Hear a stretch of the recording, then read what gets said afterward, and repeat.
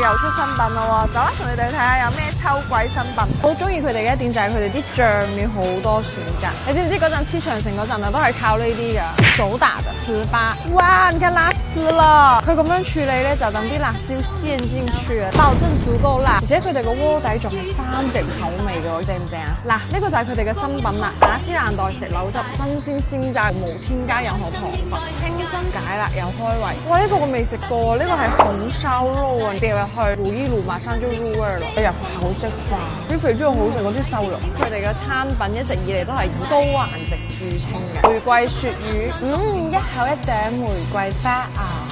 好清香又鮮鮮甜甜，呢個係佢哋嘅客源，睇下佢哋啲刀工，而且佢個價錢唔貴嘅，喺呢度可以實現毛肚自由啊！佢哋嘅鴨腸超長，爽口薄脆，好新鮮。哇，他們的魷魚好好吃，切得好薄，而且他們有那種豬的異味兒。覺得唔夠辣嘅咧，仲可以調多一份呢個辣椒粉乾碟。變太辣啦，變成辣仔做到咁樣先係極致噶嘛，好過癮咯！佢呢個丸仔入邊有貢菜喎，我都係第一次見呢個組合，好彈牙啊！嗰啲豬肉，貢菜喺入邊增加咗個口感，爽爽脆脆。哇，珍珠同埋糍粑呢個組合，雙重口感喎，都係咁樣 Q 彈彈。只要你喺佛山，你想打邊爐啊，你想試新嘢，唔想食嘅都係嗰啲千層肚啊、肥牛啊，咁你就嚟佢哋呢度啦，有好多新嘢等住你啊！幾時帶你班老友過嚟體驗一下？